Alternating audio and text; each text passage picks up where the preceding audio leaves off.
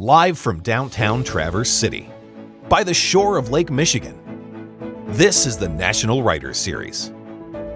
Located in the lower northwestern part of the state, the region has a robust arts culture, beautiful scenery, and of course, dedicated book lovers. Hosting more than 250 authors in 14 years, NWS recently welcomed best-selling novelists Geraldine Brooks, Ann Patchett, and Mitch Albom.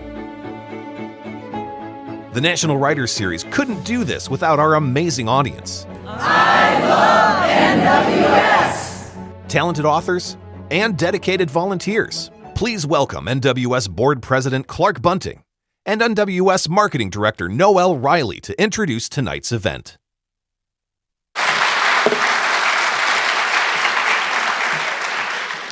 Good evening, folks, and welcome to the National Writers Series. This is a year-round book festival in the depths of winter, or depending, sometimes it feels like spring, but it's supposed to be the depths of winter. Tonight's event is partnership with Interlochen Center for the Arts. It's a premier national art school just down the road. We're delighted to host Michigan author Bonnie Jo Campbell. Her new book, The Waters, was chosen as the January pick by Today Show's Jenna Bush Hager and immediately went to #1 on Amazon. And that's not surprising. I absolutely loved the book. As the marketing director of the National Writers Series, I have the honor of working with the authors and their publicists before they come to Traverse City. And working with Bonnie Jo has been an absolute delight. She was named by The Guardian as one of the world's top 10 writers of rural noir. Her working class characters are brilliant, rude, kind, and sometimes even a little cruel. The main characters in The Waters are women with grit, and I fell in love with the character Donkey. I hope you do too. Last week, NWS kicked off its Battle of the Books handout. We saw 58 teams, 350 students filter through the Traverse Area District Library to pick up their books. We have a short video. It's so much fun. Let's roll that video and show folks what happened. We are here at the Traverse Area District Library with the Battle of the Books handout. What that means is we have 53 teams of almost 400 4th and 5th graders coming through this library to pick up 8 books per team that they have to read between now and April when we have our Battle of the Books competition. Tell everybody what the name of your team is. Reputation Readers! I'm really excited for the main battle because I really love doing it. We're going to try to read as many books as we can, so we don't really know what place we're going to get in, but we're going to try our best. Yay! I'll tell you what, we've got a lot of great teams coming through this library. Tell me, why are you excited about Battle of the Books? Because I did it last year and it was pretty entertaining. Very exciting because we read books and we talk about it. What was it like last year when you did Battle of the Books? It was exciting and it was bigger than I thought it'd be. 8 books, we can do it! Yeah! In April, we have an author coming, and the author is Chris Gaberstein. It is actually, this book, Home Sweet Motel, is one of the books that they get to read. And every year, Battle of the Books has an author of one of the books that we give that gets to talk to the kids. Okay, we'll be back in April, and we're gonna have the teams and all of the coverage of them competing, and the winner, and the author, and we are so excited for you to see it. Check out our website, nationalwriterseries.com, and Battle of the Books is so possible because of your support. I'm so excited to read these books!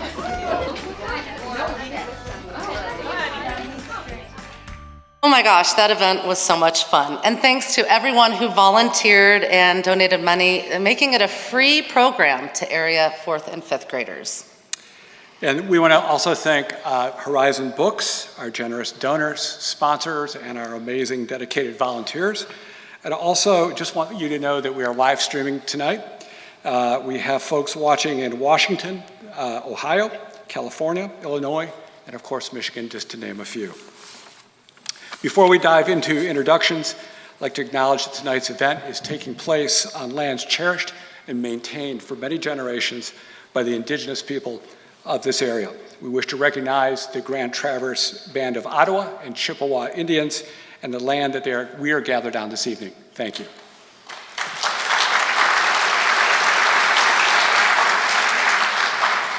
And a final thank you goes to all of you. Proceeds from this event will help pay for our free Raising Writers program for kids, including Battle of the Books. Before we bring Anne Marie and Bonnie Jo on stage, we'd like to welcome Addison McGurn.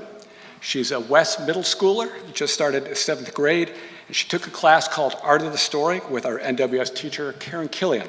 She wrote an amazing poem, and she's going to read it for you now.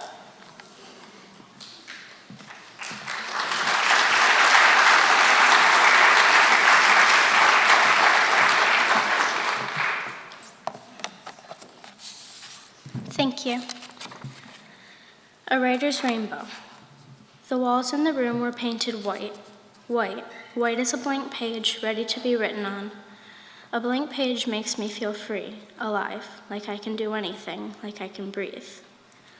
Our teacher had green boots on, dark green boots with wooden heels that clumped against the carpeted floor as she walked. I wondered if she was planning lessons to come as she made her way across the room. Or maybe she was a supervillain and was plotting evil schemes for that night. I looked down at my feet, noticing the geometric shapes splattered across the rug. There were red squares, blue triangles, and yellow pentagons placed against a somewhat dirty dark tan background. The girl sitting across from me had shoulder-length golden curls. I watched as she tucked them behind her ear, revealing bright pink tips. The boy on the left side of her had a silver laptop with an old Yoda sticker on the back. They looked sad, Yoda and the boy both. The plasticky cover on the sticker had started to rub off, making it so half of Yoda's wrinkly green face underneath was already gone.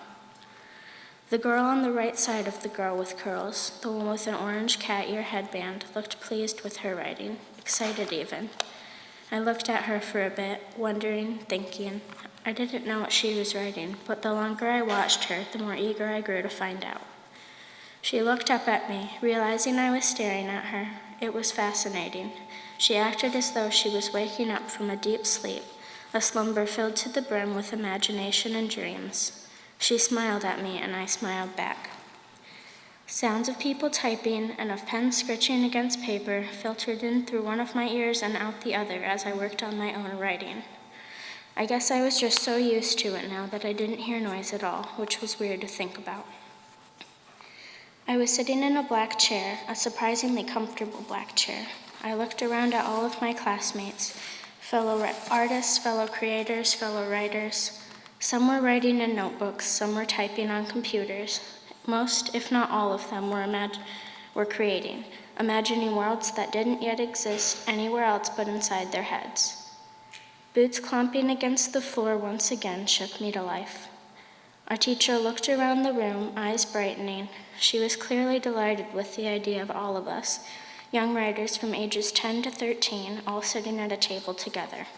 To be honest, I was happy too. She took a deep breath, calming herself before starting class.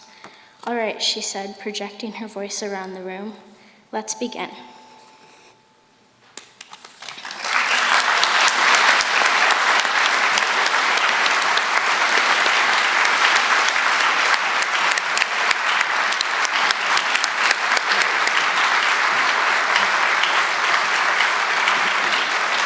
Thanks, Addison. That was really, really great. Now we'd like to introduce to you our guest host, Anne Marie Oman, and award-winning author, Bonnie Jo Campbell.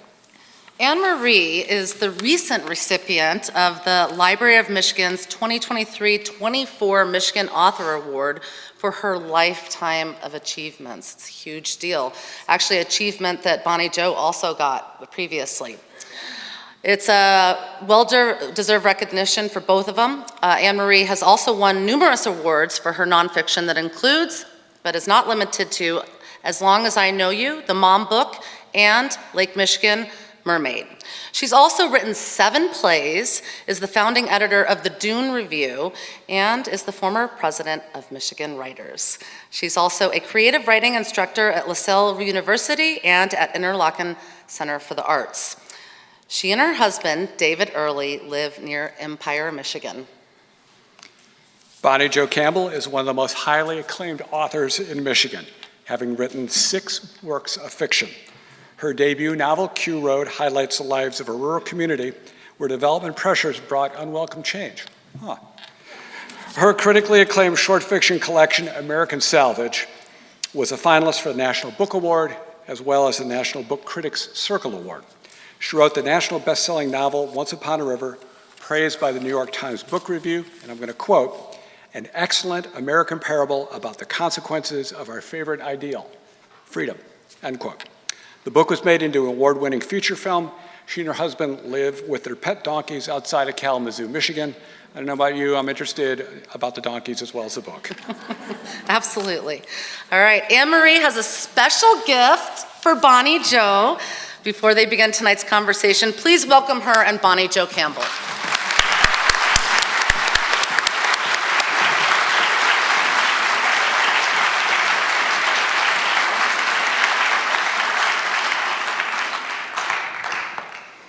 Thank you. It is my great pleasure at this time, because I serve on the board of Michigan Writers, to offer a rare honor to Bonnie Jo Campbell. We are in recognition and appreciation of Bonnie Jo's advancing and embodying the state of Michigan in American literature. We are offering her a lifetime membership to the Michigan Writers. So.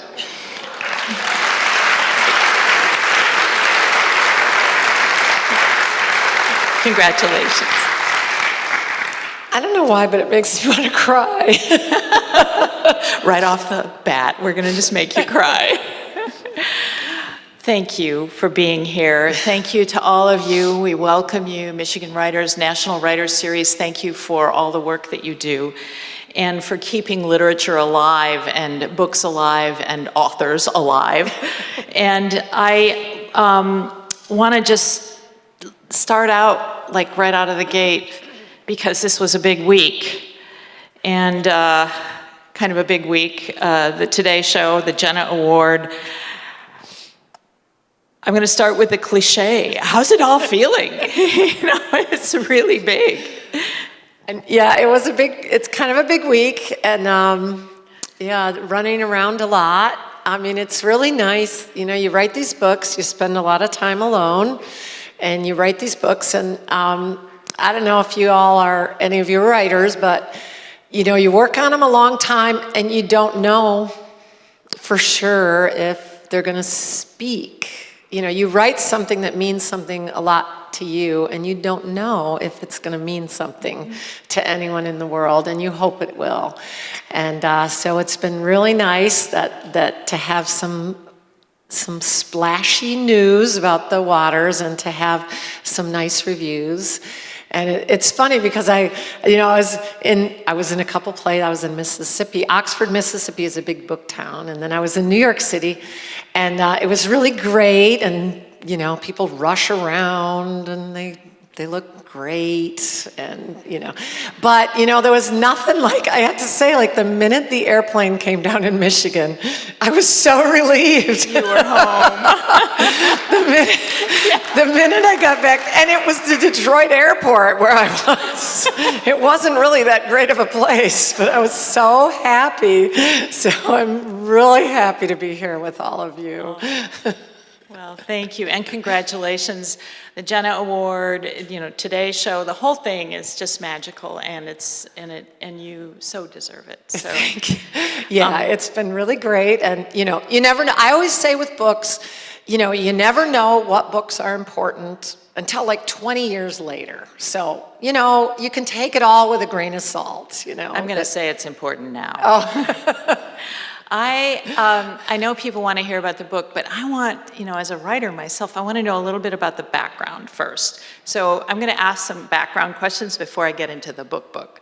So can you tell me more about, and there's no pun intended here, but it's going to sound like it, the ground from which this comes? I mean, the waters are bubbling up, and what in your upbringing, your story led you to these adventures in literature?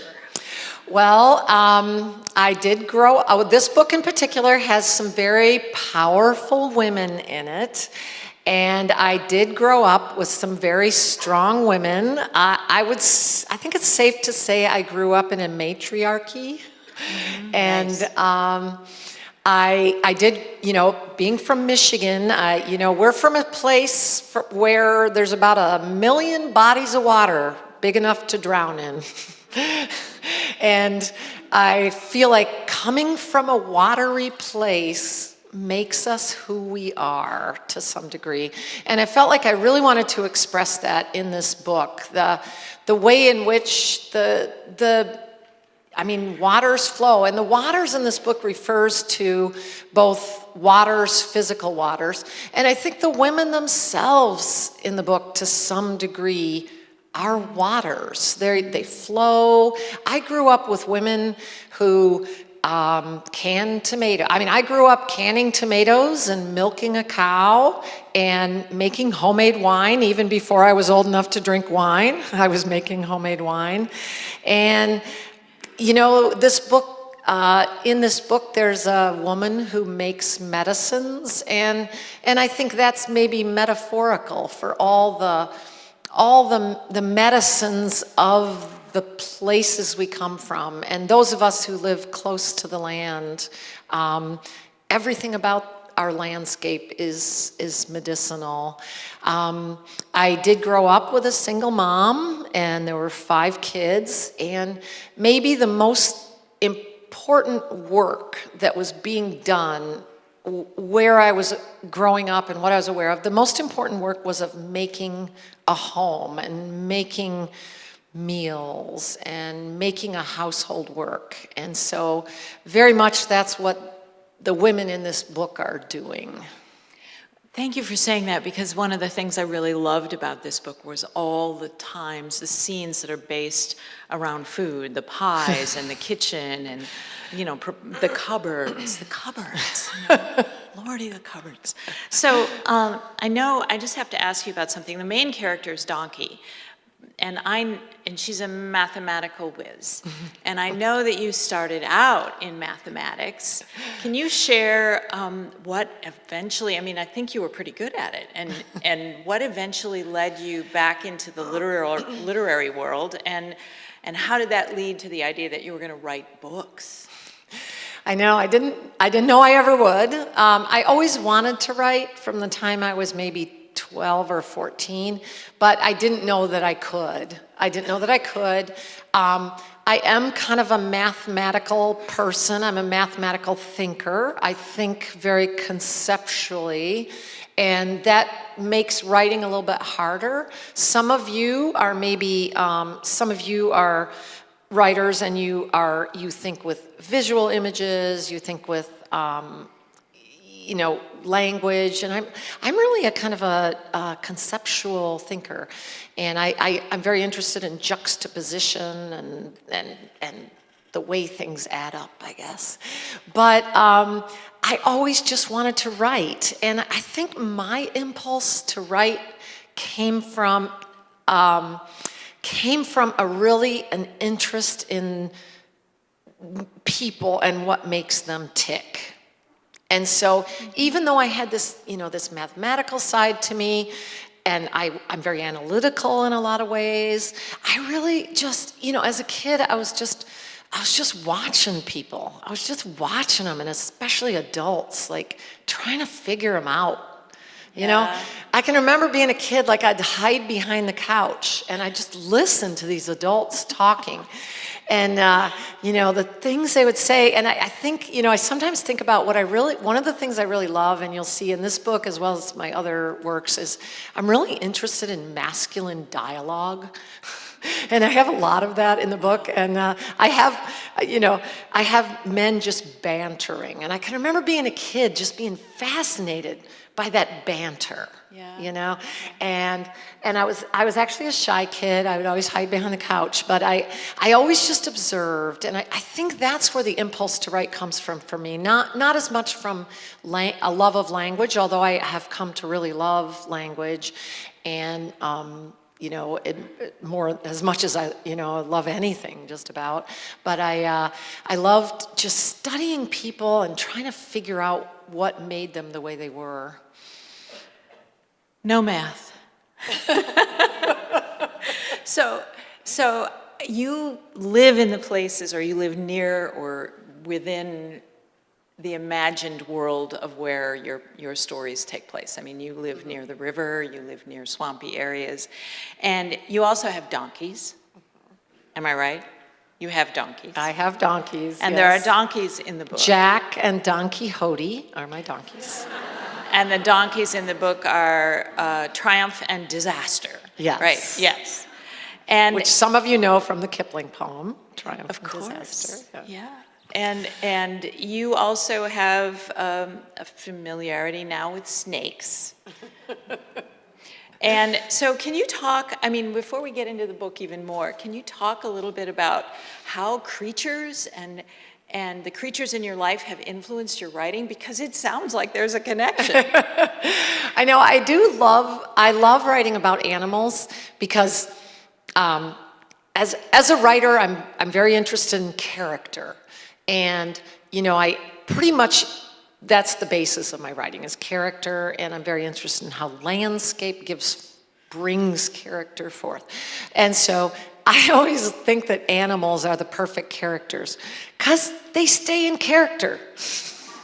You know, they're always who they are, animals. Whereas people, you know, sometimes people are downright duplicitous. They act completely the opposite of what they really are, you know? Yeah. And so I really like to write characters, and also, I like to write animal characters. And also, characters are really valuable for, animals are really valuable for having the human characters bounce off them. Having the characters, what the characters feel about the animals in the book. Animals are really good that way. And so, you know, there's snakes in the book. I'm very interested. I don't know if any of you know enough about downstate that we have a rattlesnake, and it's called the Massasauga rattlesnake. And Michigan can take pride in it's the only state where it's not endangered. It is threatened, but it's not endangered. All the other states, they've almost wiped it out, but Michigan actually has good populations of this Massasauga rattlesnake. And, but right away when I say rattlesnake, all of you have a visceral reaction to how you feel about snakes and about rattlesnakes. And that's the same as in the book, is that the different people in the book feel different ways about the rattlesnake in the book. And in fact, there's going to be one particular rattlesnake that plays an important role in this. And so in the community, there are many people who would just as soon kill every rattlesnake, and they would just as soon wipe them out on sight. And that is a certain kind of person. And you learn about that person by learning that he wants to kill every rattlesnake. And then there's Donkey, who is my young character in the book, and she's just very interested in a rattlesnake. And so, you know, having animals in there will give places for the people in the book to put their attention. That's a beautiful way of managing the other creatures, yeah. So, your characters are influenced by your life, and though fiction is fiction, it's rarely totally fiction. Donkey is the most obvious. Donkey is Dorothy, but they call her Donkey. And she's the most obvious connection to you as a student of mathematics. Are other characters in the book also related to different facets of yourself? Yeah, I actually, you know, I'm a slow writer. I take a lot of time. And one of the things I'm doing in all that time is not just hiding out from real life while I'm writing. Right. Although we writers do that, don't we? Yes. We're like, I have to be alone. And then they come over and catch me, and what am I doing? I don't know. I'm making tea or looking at the river or something. But that's part of it. That's absolutely part of it. But I actually am all these characters, I think. I'm every one of my characters. I'm Donkey, who loves mathematics. I'm not, as a mathematician, I'm not sure I was so brilliant as a mathematician.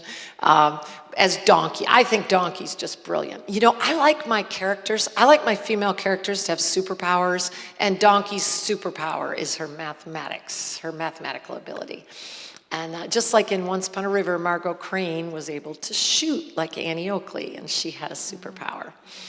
And my other characters, of the three main characters, one is Hermine, and she is kind of a medicine woman. It's just her job to heal people, even though she's kind of sick of it. She's kind of tired of it, and people don't appreciate her. And she's in her 80s. She's kind of worn out, and maybe there was a part of me that felt like her too, that she's very wise and nobody listens to her. Maybe it was I want to be wise. I'm 61 and I want to be wise.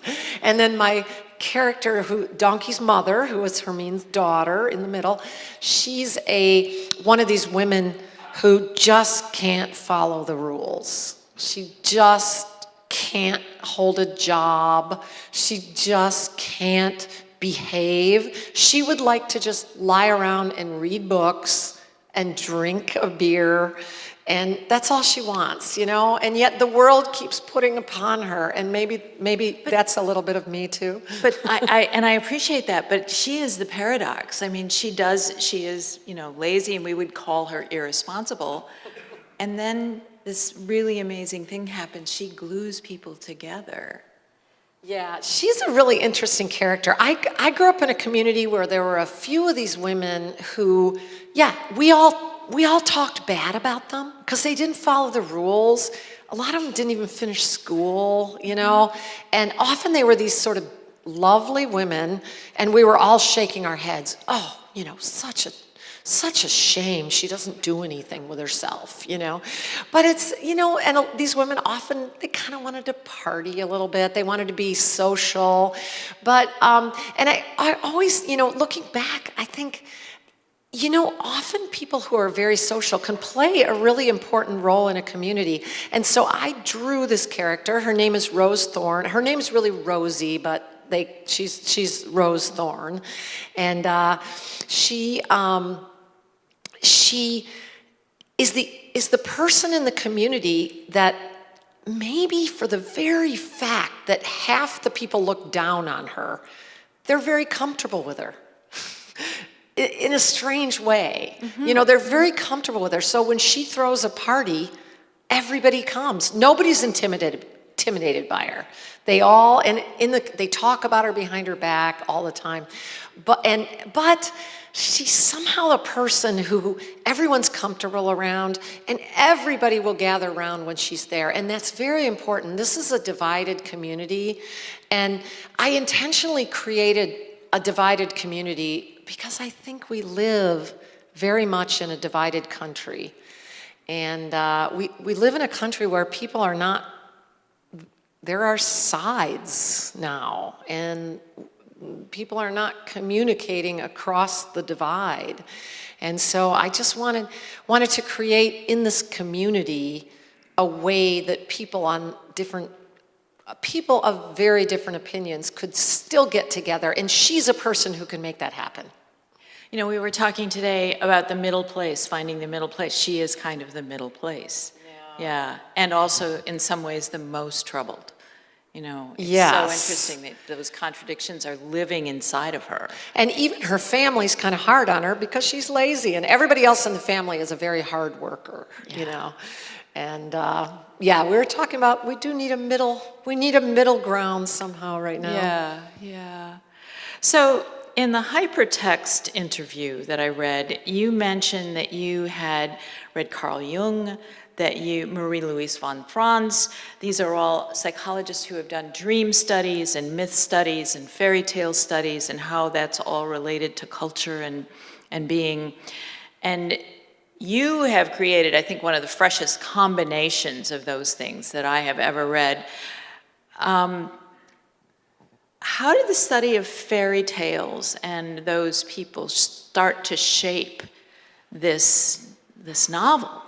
I mean, it's real, but it's also, everybody says it's kind of a fairy tale too. Yeah, it's very interesting I think there's something good that happens. Well, first I'll say, this is a gritty novel. I'm like a rural noir writer. I write gritty, realistic tales about urban America. And yet, this is also a story about an old witch who lives on an island, and she has 3 daughters. And the youngest daughter is lazy and foolish and beautiful, and therefore she will save them all. You know, you all know this fairy tale. You know, it's one of many fairy tales that, you know, there's a, you know, the 2 older sisters, or more often it's brothers. There's 3 brothers, and then the 2 older brothers are more dutiful, but then there's that foolish boy, and he's always the one who saves everything. But of course, I'm writing about women. But what I found in this I didn't set out to do anything to do with fairy tales, but what I found is that if you write really hard, and if you write with all your integrity, and if you write as honestly as you can, and you pay very close attention to the natural world that you've created, you pay absolute attention, and you're absolutely true to yourself. You don't force your characters to do anything. You know, I write very organically. I can't force my characters to do anything. They will do what they will. What happens if you stay with it? Something rises out of that very gritty contemporary tale. What rises out of that is myth. I can't say how it happens, but the old stories, the ones that have been with us forever, rise out of your contemporary story. I don't know I did not set out to write a fairy tale. I did not set out to write a myth. But what happened is, just by my being honest and attending to these very real characters, an old story rose out of it. And so this novel feels weirdly ancient.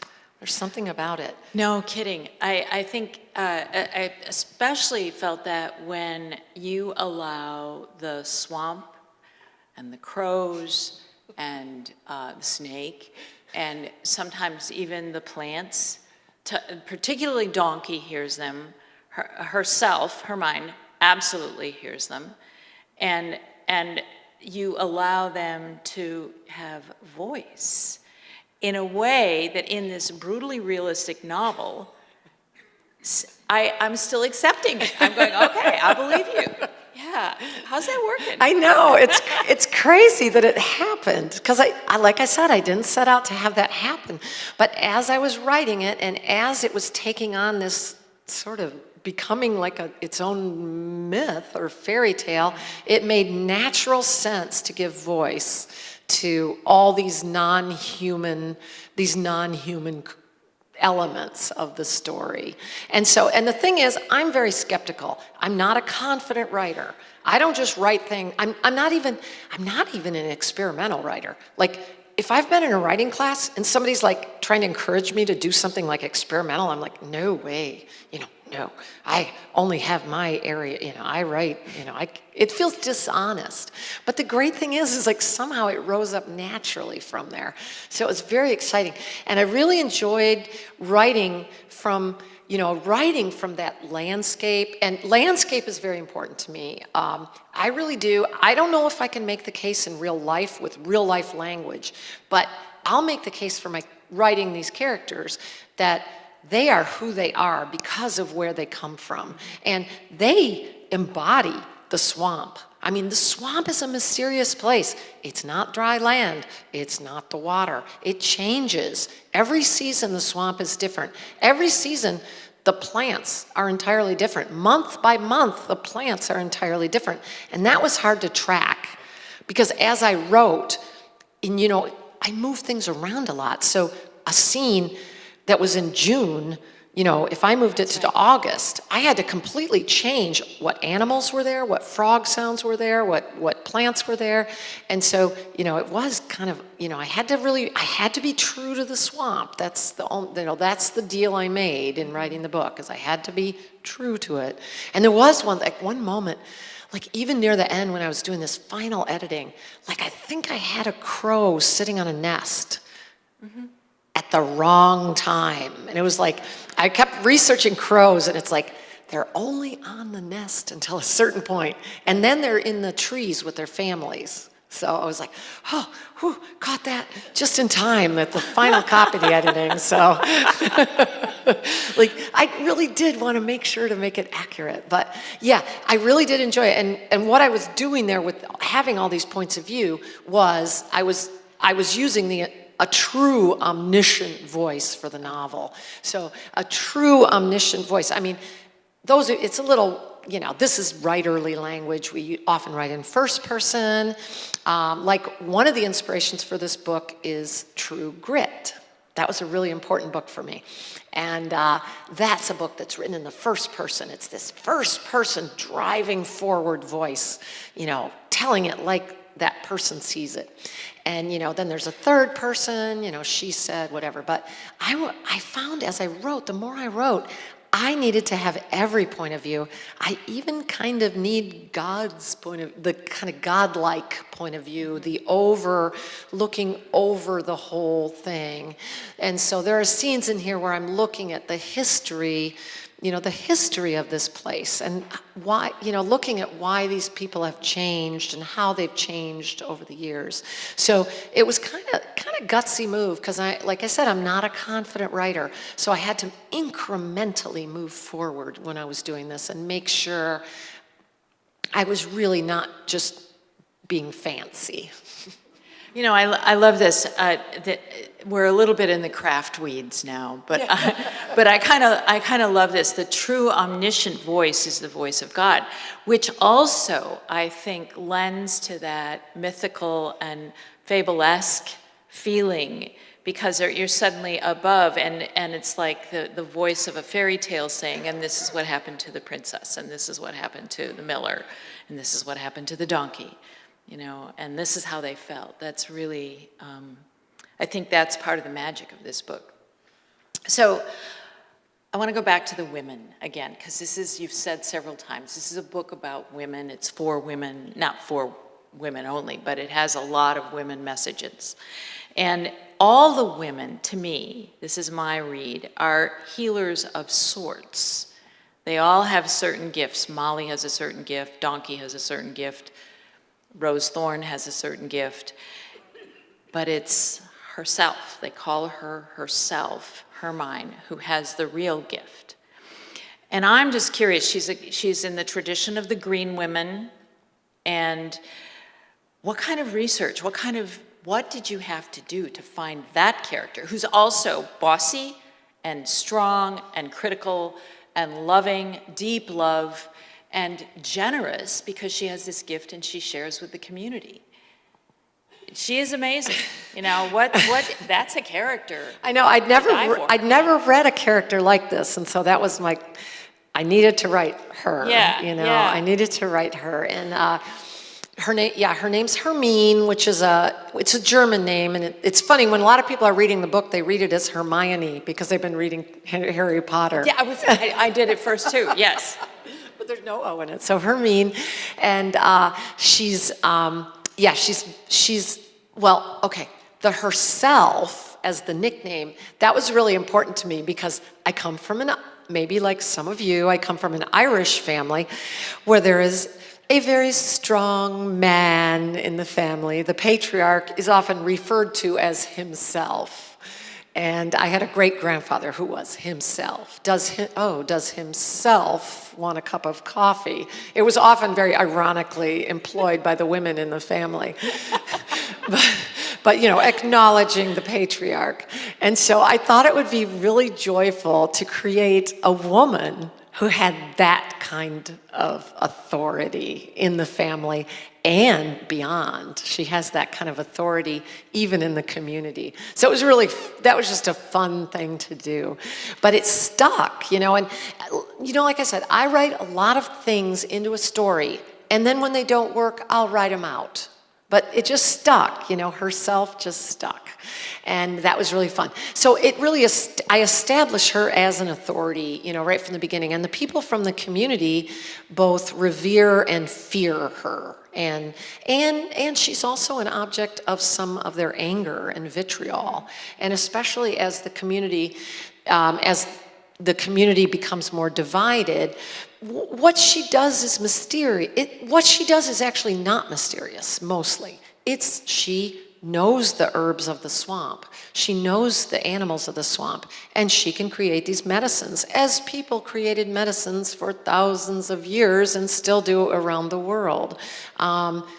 You could almost say that the American medical system is mysterious. We all know that is. So actually what she does is her craft, and she's making this, but the people of the community, some of the people of the community don't understand it, and so they feel threatened by her. And that's where a lot of the tension of the novel comes from. But I really enjoyed writing this strong character, and I didn't know a lot about natural healing, but I'm interested in it. And that's another thing that we writers do, is if we want to learn about something, we write about it so that we can learn about it, because it'll force us to learn about it. And I do know a little bit about it. I'm a nature person, and I, read what I can about natural healing, and I have a few friends who helped me with this. So it was really a joyful thing. And I was trying to think, people have asked me, oh, do you know a medicine woman? And it's like, no, but I know women who can tomatoes and make homemade wine and milk cows. And I think as a metaphor, maybe not just as a metaphor, that those are also healing medicines. The things we make in our kitchens are healing medicines. And so I just kind of stepped it up a notch. Peeling peaches with grandma. Yeah. Yeah. Yes, I have spent many hours. And in my family, we weren't allowed to buy the good peaches. We had to buy the ones, that. That's right. You had to buy the ones that were they were like the cheap ones, because they were all bruised, and you had to make it that day. Yeah. Mm-hmm. Yeah, especially if it was jam. Then they were actually, the bruised ones were coveted. Oh, okay. Yeah, there you go. So we could go on.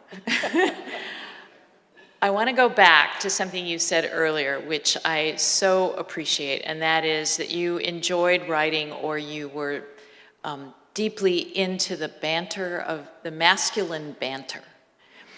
And you have created in this book, I call them the Greek chorus. There are 6 men who move in and out. They do despicable things. And a few lovely things. Yes, but I was mesmerized by them because I heard that voice, and I think they're incredible because in the end they are redeemed. Maybe a little redeemed, maybe a little bit. You have to read, but I'm just curious, and this is one of those, you have the absolute right to do this, but I was curious about a male chorus as opposed to a female chorus. I know, I really loved having, as I said, I love the guys, and I love listening to them. I don't always believe what they say, but especially these 6. Yeah. Well, I really enjoyed, and it's funny that I'll get in trouble in my hometown when I'm reading in my hometown in a couple of weeks in Comstock, Michigan. But I actually gave them the last names of a bunch of guys I went to school with. So, do they know? I don't know. I thought I'd test and see if they were reading the book. I just used their last names because I thought it was fun. So, and so I, have them, and the thing is they all have their own stories, but they do kind of work as a unit. They're kind of as a unit, and they express the opinions of the community, which is what a Greek chorus does. A Greek chorus comes in and expresses the local, or sometimes they're almost a stand-in for the audience, but this is more like a community. They represent the community, but they also they express all these complicated ideas that the people in the town have toward the women, because it's all contradictory ideas. You know, some of them are saying, yeah, well, she heals us, and the other ones are saying, stay away from those medicines, you know. But mostly, I just enjoyed being with them, you know, and they do play an important role. You know, in the middle of the story, there are these parties that are very important to the community. And I should say, just in case there's any fans of Carson McCullers in here, The Ballad of the Sad Cafe is a very important book to me. And in that book, which is also written to be a contemporary fairy tale, I read what she wrote about that book, and she meant it to be for her then the 1950s, a contemporary fairy tale. And these people in the community, they live in a kind of basically a sad town, a town where all people do is work and there's not any entertainment. And then the woman opens up a cafe and people come in and the whole town comes to life. And so I was playing with that for my book, in that this Rose Thorn starts having these parties. And I think there's something special about outdoor, maybe it's just a Michigan thing, but outdoor parties are just the best thing. You know, big parties where everybody can come, the kids can come, and you have a bonfire, and people bring food, or they don't bring food, or they roast food on the fire, and the whole thing just seemed like a joyful way of kind of bringing a whole community together, people on all sides of the divide. So that was really fun. And it's also, I mean, I think that's a wonderful parallel to things that happen that heal us too. You know, it's in real life, not just in books, but in real life, that those kinds of gatherings heal us. But in your book, particularly, it becomes a device to have everybody present as witnesses for some of the other things that are going to happen that need to be addressed later in the novel, which I think is crafty plotting, you know. Nice job. Thank you very much. That's what I was doing all those hours. I wasn't just hiding out from other obligations. Yeah, you're not just doing a party book, you know. So there you go. You do not veer away, even though these are all very specific characters. You do not veer away from the big issues. So there's, especially the issues of today, there's abortion, there are guns, there are huge environmental issues in this book, climate threat, rape, sexism, prejudice against women particularly. I mean, it's all there in one way or another. Religious bigotry, poverty, debt, I could keep going. It's a joyous book. It is. So I'm curious how you kind of address those issues, make them real enough that they are in the book, but they don't dominate. They're not dominating the book. So can you talk a little bit about that? Yeah, and that's the thing is, you know, often I write from worry. I'm one of those people, I'm the one in the family who worried. Many of you probably are the one in the family who worried, because somebody has to worry about all that's going on. And so it's been kind of a hallmark of my life that I'm just worried about people, I'm worried about situations, and so that's often where I write from. And so I think we've got a lot to worry about right now. So the challenge is to not let these things dominate. And here's the thing, they have to rise up naturally.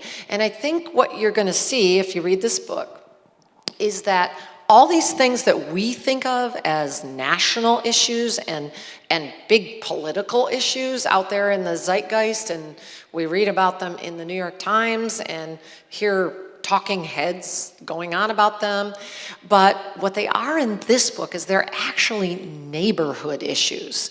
These are actually the problems that neighbors have with other neighbors. The gun issue. A lot of these guys are armed all the time. And I don't know where you guys live, all of you, but where I live, a good percentage of people are armed at any given moment. And I wanted to sort of make it clear that's really the way it is, but it's not the point. I mean, it's just one element of what's going on. And then there are other people in the book who find this very annoying and inconvenient, and dangerous. But it's not the center of the book. It's not the center of the book. But we're seeing how these issues they're not even issues, they're character traits. And they rise up naturally from what these people are doing and how they're going about their day.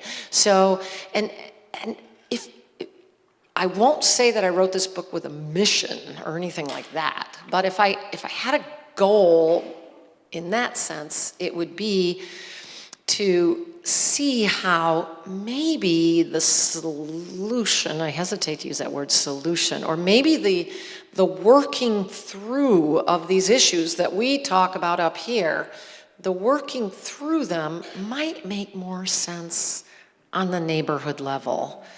It might be the place where we can make the changes with our neighbors and in our neighborhoods by communicating with our neighbors.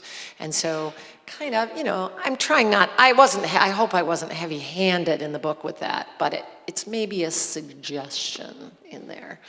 Yeah, all those things are there, but I don't know, I think we're so invested in the character that we continue to follow the trail, even though those issues are there, they're always there. Yeah, and I was a little surprised with the Jenna Book Club choosing the book, because for sure women's reproductive rights is kind of in there from the get-go. I think I may read one paragraph from the book, the first paragraph, and it's even in the first paragraph. So, but it's So another thing that I think about a lot with the book and with community and with neighborhoods and everything is that these are women who have power, and then power is taken away, and then power is returned, or they earn it back in some ways. And I'm thinking a lot about that in terms of their relationship with other people in the community, with the Pastor Roy, with other women in the community. Can you talk about how you manage that give and take of power in those relationships? Yeah, let's see if I can. I mean, my characters have to stay true to their characters. So inherently, these women of this island in the swamp have integrity. They absolutely have integrity because they are exactly who they are. Now, there are other rules in real life about how you have integrity, but in fiction, character is where integrity comes from. And so these characters stay true to who they are, but there's a lot that they can't control, I guess you could say. And so as the community is changing and these women are being marginalized and moved to the side, their position becomes very precarious. I mean, they can be the scapegoats when things go wrong. If you're the medicine woman and something terrible happens in the community, you're probably the place they're going to blame, the place they're going to find blame. But also, I believe in this cyclical nature of life. And so there are opportunities in the book where things do push too far one way, and then when the community comes back around to the women, they have stayed true to who they are, and so they can regain power in that. That's maybe a possibility. Thank you. Yeah. Would you like to read a little bit? I mean, I could read that first paragraph. Yes. I don't know. It'll give you an idea. Why don't you do that? Because it seems like the right time to do that. Okay. I can't believe I'm a member of the Michigan Writers forever, right? Yes. I don't even have to pay dues, do I? No. And I do like a free lunch. This is what happens if you write a good book. You know, the truth is, like, maybe there'll be a time where I don't care about a free lunch, but I'm not there yet.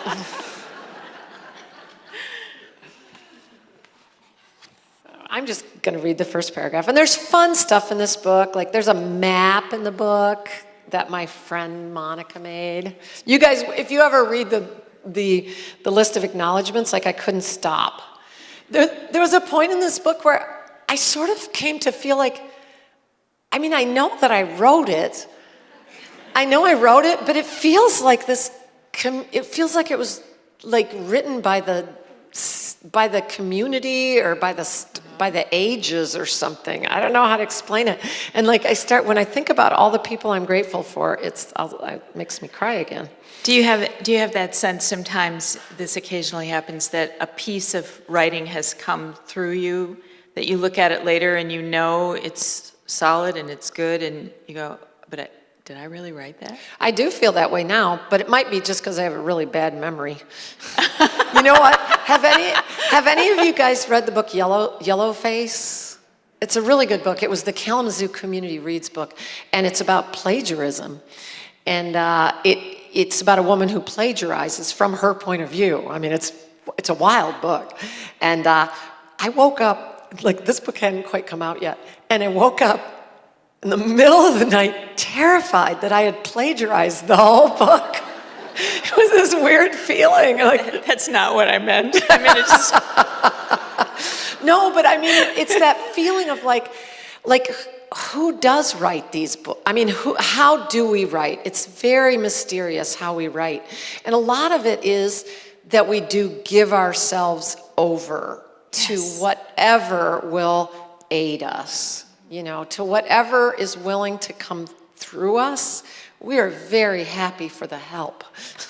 You know, and we've talked a little bit about Elizabeth Gilbert's book, Big Magic, where the ideas want to be nurtured. The ideas are out there and they want to be taken on, and they won't, you know, I don't know. That just feels like that sounds good. That sounds good.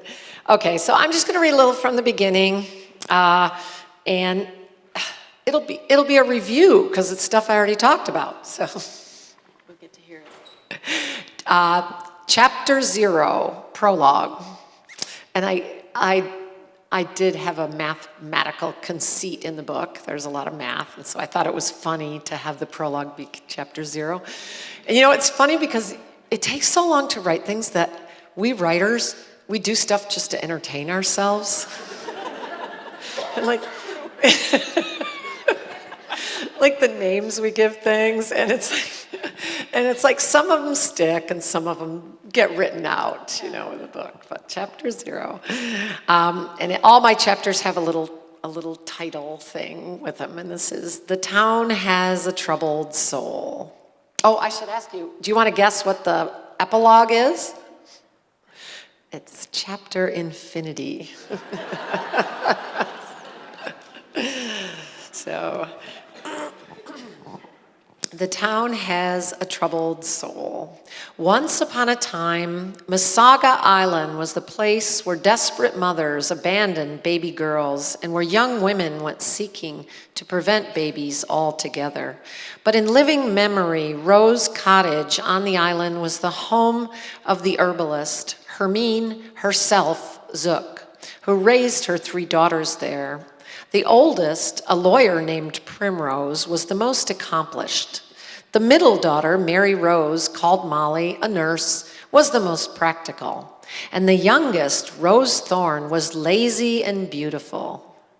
Hermine's medicines, her tinctures, salves, and waters are now discredited in the light of day. But at night, the people of Whiteheart, Michigan still use them if some tidy housekeeper or other busybody hasn't tossed away the unlabeled jars and bottles.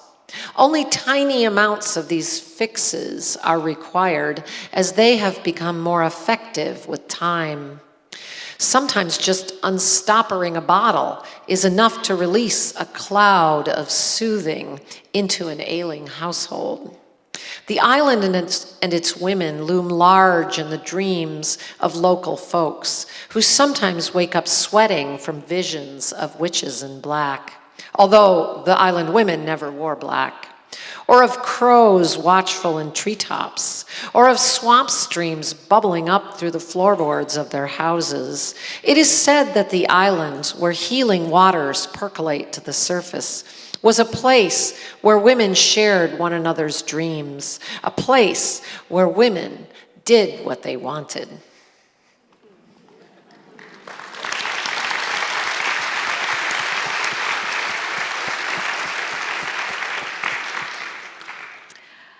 You've talked, thank you, that's just remarkable. It starts out with such a bang, it's just amazing. Snakes. The Massasauga, you've talked about where it is in terms of the, swamps, but I want to go back to that because in the end, it is the primary sort of device, metaphorical device, the symbol that creates, it's the catalyst in the end for everything that happens. And did you know that from the beginning that you were headed toward that? I only reluctantly went there. Yeah, so it comes back to this whole idea of plot. Can you talk about plot a little bit?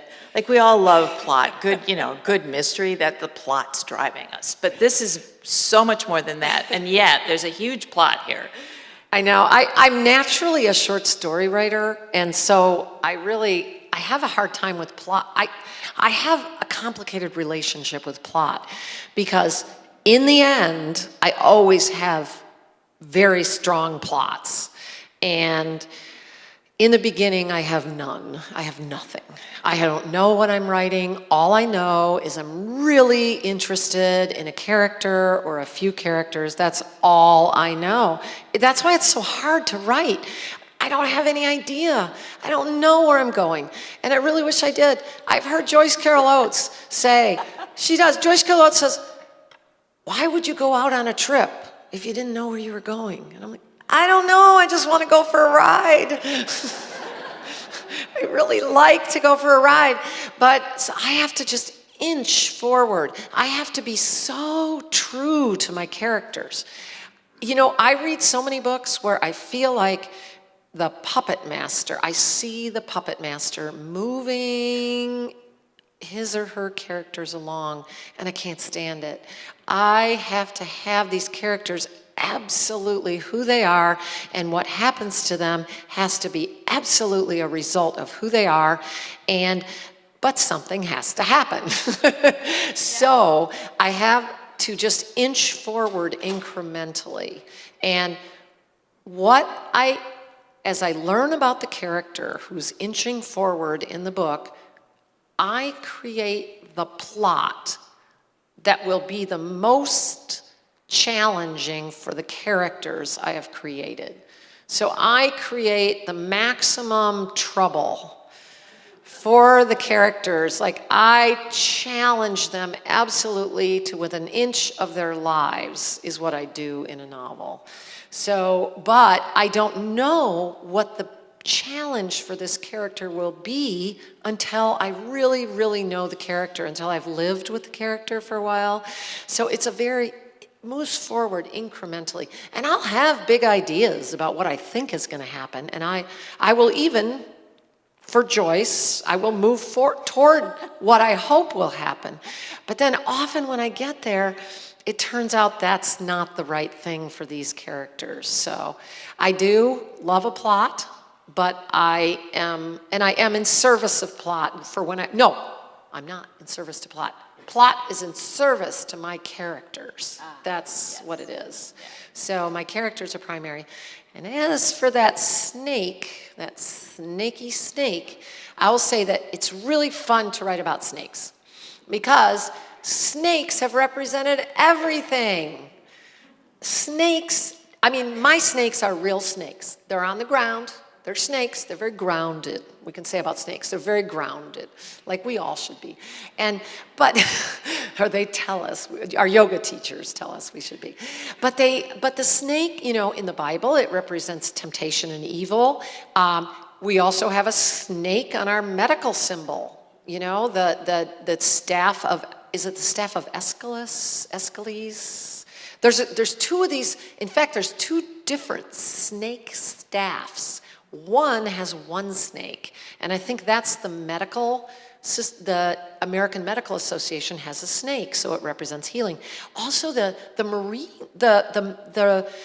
in the Army Medical Corps, they have the one with 2 snakes, which is a little bit different. But anyway, so snakes are healing, snakes are evil. Snakes are phallic, and so they're male.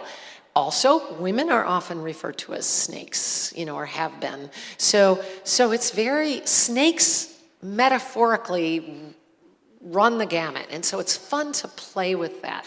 Because when you have different characters, you can, like I said earlier, the people in the book can riff off the snake. You understand more about the characters by what they think of the snake. Some see the snake and say it's evil, let's shoot it. And others see the snake as a healing. Hermine sees the snakes very much as associated with healing. So yeah, the snakes are fun, but make sure, for me, they're snakes and they really act like snakes. And rattlesnakes, you know what they do, if pushed. Yeah, thank you. I think with the conversation about snakes, shall we move to the audience? No, just kidding. No, I am so thrilled to have this moment and say, let's have questions from the audience. Everybody's identifying with snakes now, aren't you? I know, maybe everybody's going to be shy now suddenly. There are 2 microphones, I think one in the middle of the aisle right there and one there. And if you have questions, can you please approach one of the microphones? Because otherwise, Anne-Marie and I will just talk more. Yeah, we could, and you can tell already that we would talk forever. At the very beginning of the book, I think it's even before the prologue, you have a poem about a bowl. Yeah, that's Diane Seuss. She's our Michigan Pulitzer Prize-winning poet. Can you tell me what's the significance? Yeah, I was really moved by this poem, and this is in her book where she's writing about art, and I believe it's called "A Girl with Dead Peacocks," a girl with 2 dead peacocks and a something or other. The way I read, the great thing about poetry is you get to read it the way you want to. And it was a poem about bowls. And what I saw is she was really talking about women. And she said, there are bowls, there will always be bowls. They look different and they will always be with us. There's a reason artists paint them. And I saw it as being about women. That women in this story, they are the healers, they're the stuff of the earth. Women's bodies are the very center of the world in this book. And I believe that femininity is under siege right now by a very peculiar kind of masculinity. It's not pure masculinity, which is a beautiful thing, but I feel like in our society right now, we are that there's a kind of, I don't want to use that P word, but there's a kind of masculinity that is hurtful right now. And there's a kind of femininity in response, a kind of openness about femininity that has to go underground and hide for safety and has to be hidden away. I mean, I think we saw something like this in the witch trials. I think we saw something like in Europe, the witch trials were even more severe than they were here. And femininity was seen as suspect, and it had to hide underground. And I guess that was kind of the element that I said to Diane Seuss recently, I said, you know, I had to write 400 pages to say what you said in that poem, so. I think also as I just grabbed it and reread that it's the bowl as vessel. I think that's part of what you're saying too. Yeah. Over here. First of all, thank you for being here, and thank you, Anne-Marie, for doing such a great job moderating.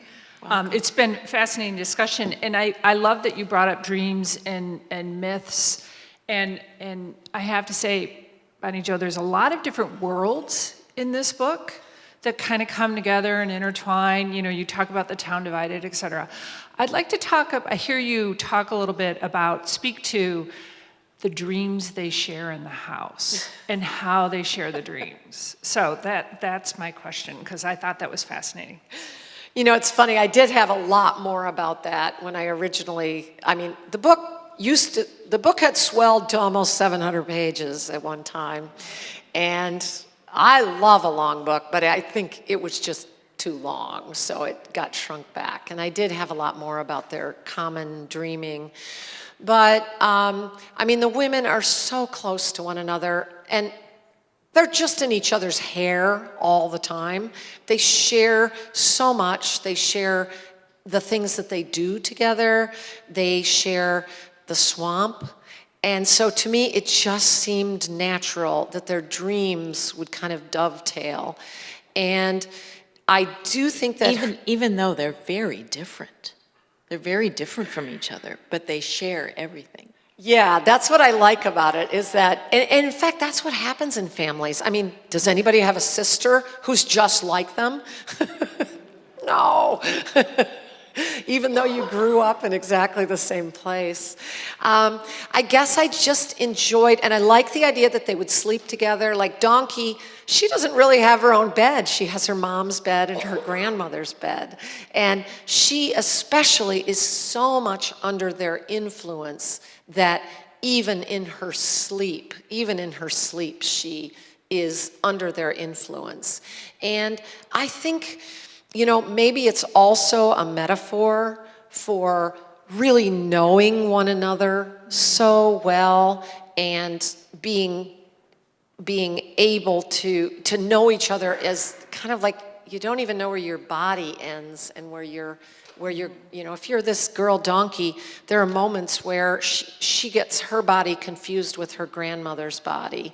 And so I think, it's part metaphor, but part, I think we do dream each other's dreams, when we love each other that much and when we're in each other's business.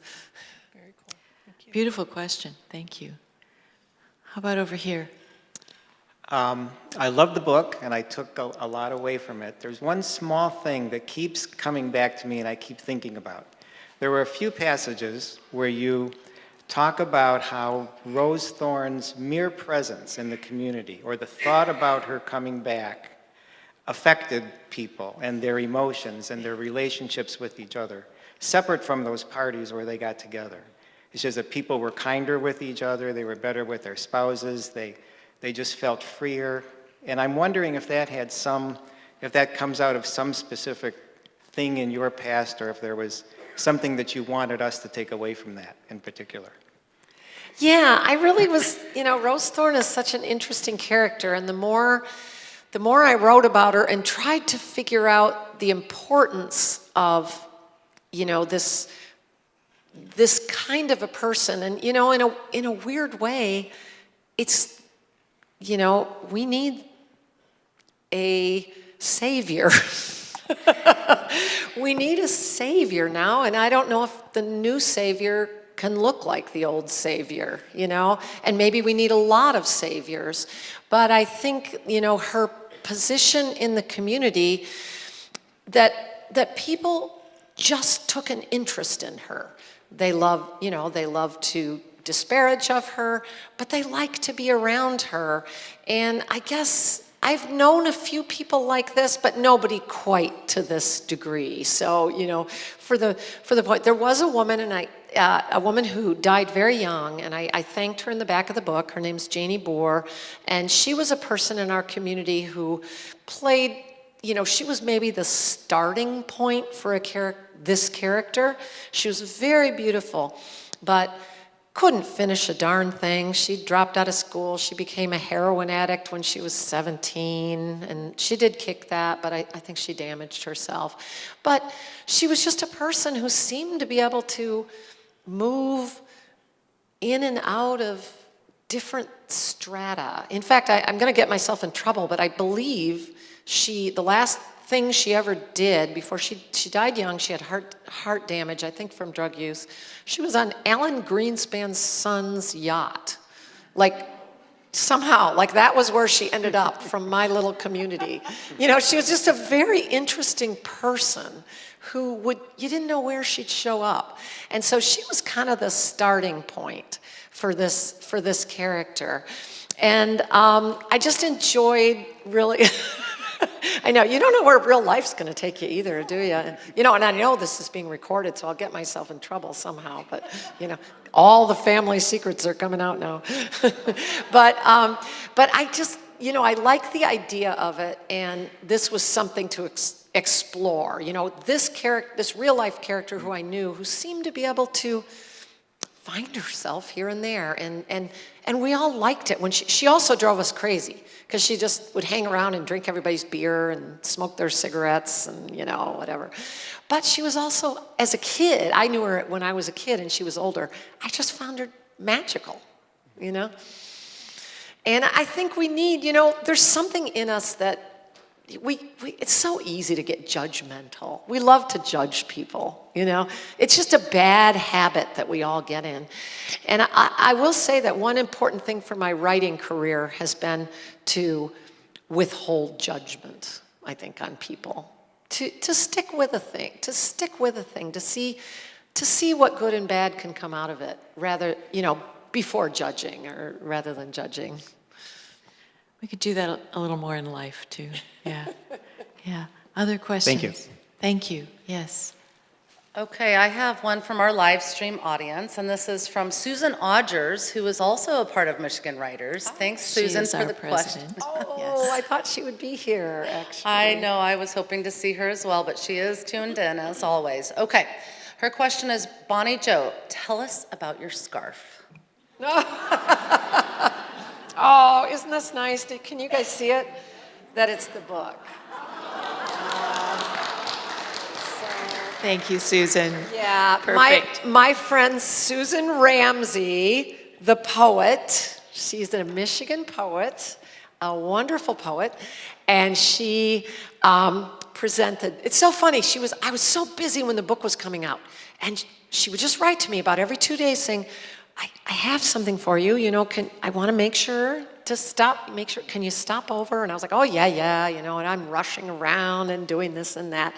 And then I finally stopped and saw her, and she had made this. And I think she said she had made it in England somewhere. I mean, it's a silk scarf. It's beautiful. You know, I can't believe, and I wore it on the Today Show. I don't know if they appreciated it the way you all do, but. Other questions? Anything else we have? Someone?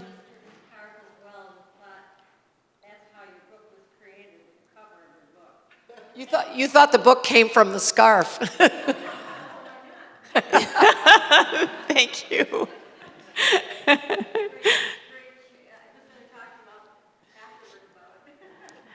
Yes, one more question here.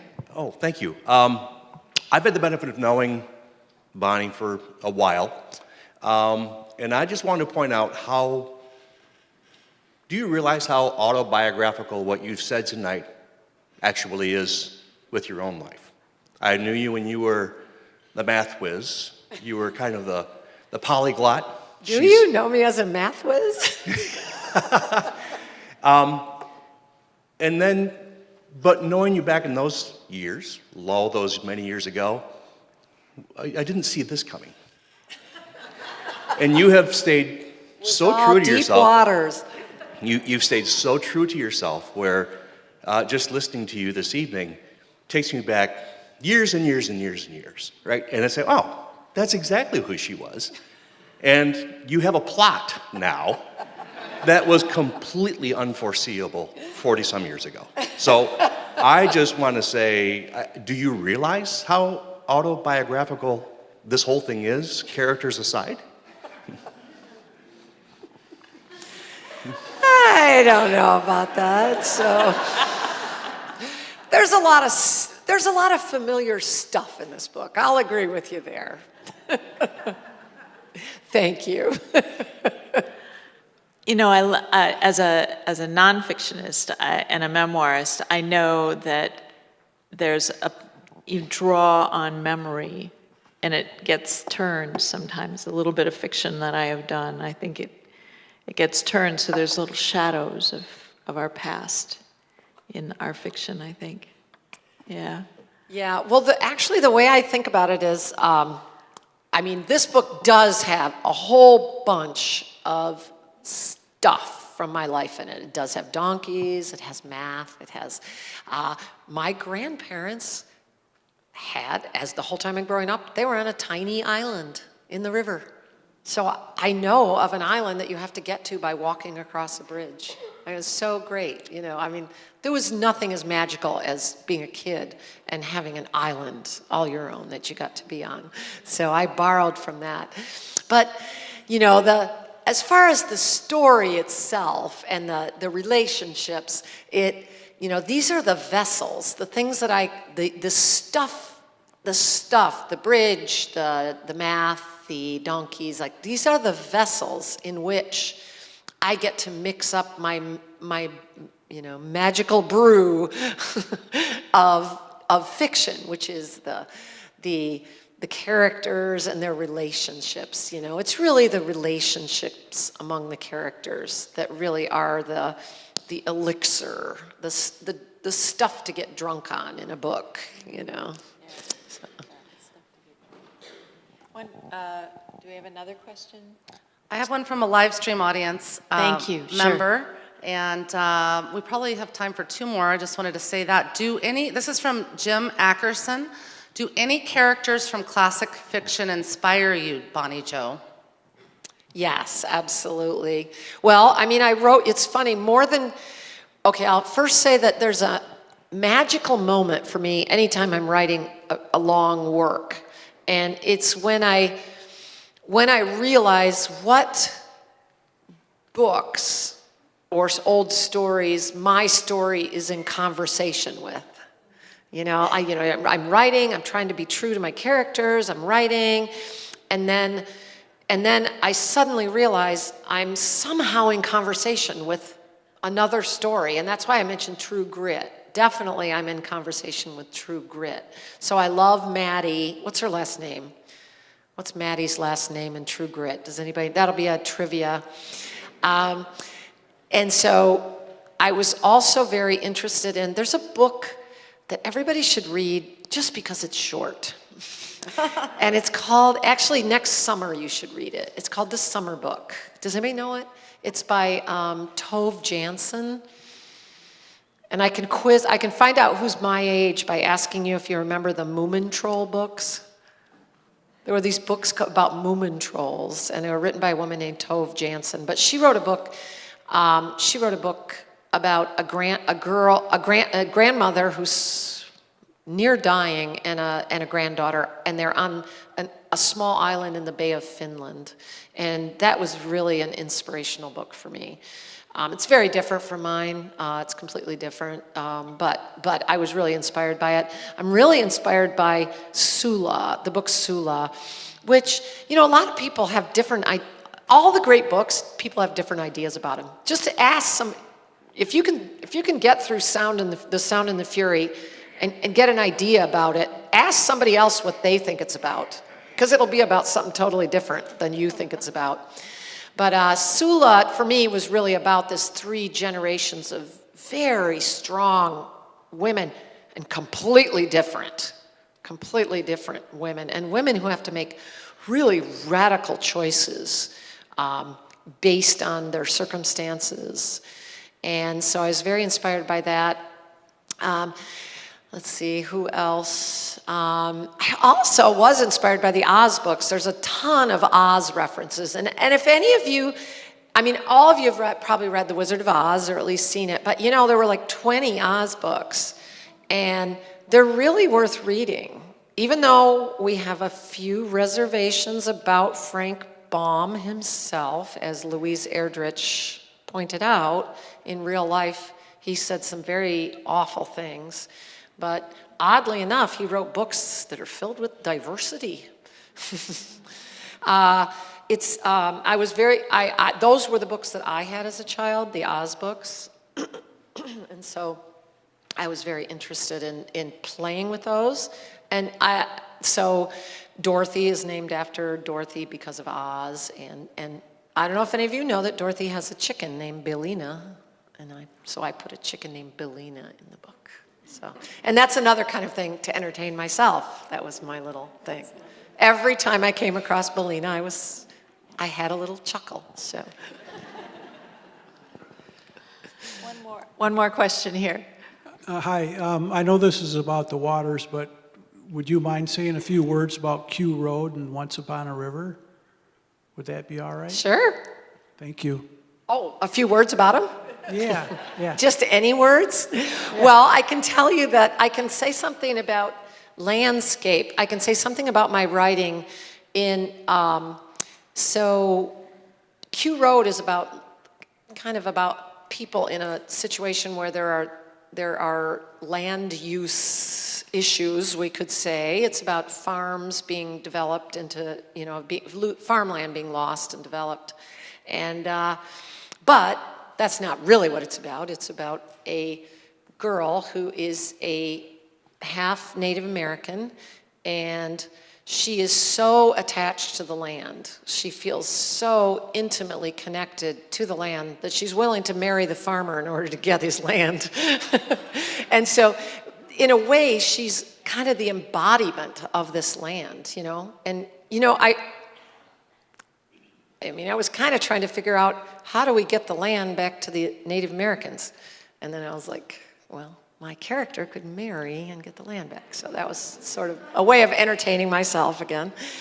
And so that's very much a book about land, and about the use of the land. And then the book Once Upon a River, my character, Margot Crane, is really the physical embodiment of a Michigan river.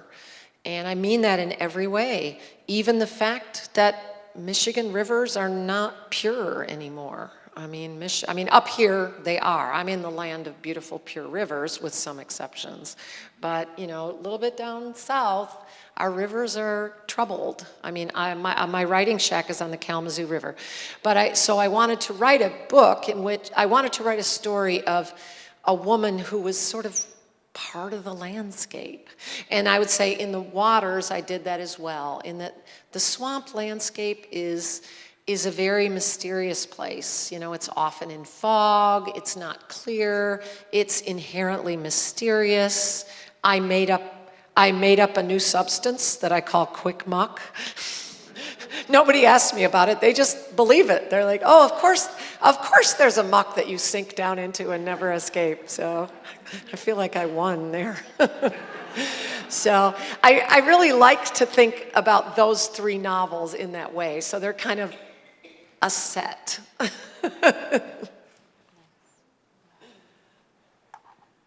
I think that kind of closes the evening perfectly with that little recap about those beautiful books. And if you haven't read Q Road and Once Upon a River and Animals and Other Creatures and which one am I missing? Mothers. Tell Your Daughters. Which is a line from the original what's the song? Mothers Tell Your Daughters. Well, it's the Mothers Tell Your Children is the way the song goes, but it was originally Mothers Tell Your Daughters. Oh, that's lovely. I want to thank all of you who asked questions and all of you who came. I'm so grateful that you are here to honor Bonnie Jo and to know more about her beautiful writing. And let's give her one final magnificent applause.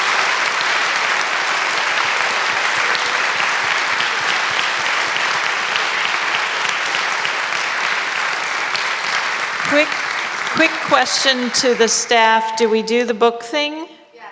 All right. So, Bonnie, take the book. And you stand out here. Is that how that works? They're getting up camera. This is a little strategy that we've developed over the years. And I think many of you have books in hand, and they hold them up, and you look back, and Joelle comes over here. Okay. So everybody stand. I'll have you stand right in the center for it. Stand right there. Everybody stand and hold your books up. Do I face you? Face me. And we'll have everyone raise their books up behind her. Oh, yeah, get the scarf right. All right. Way high, everybody.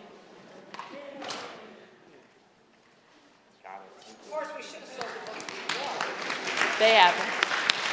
Thank you, National Writers Series. Copy of that. Hope it isn't like the Today Show where suddenly I can't get a Thank copy you for of it. joining us. I can't get a Up photo next of is it. acclaimed poet Kaveh Akbar. He'll be at the City Opera House on Wednesday, February 7th, presenting his debut novel, Martyr. This event is also live streamed. We hope you'll join us. Get tickets at nationalwritersseries.org. Thank you and good night.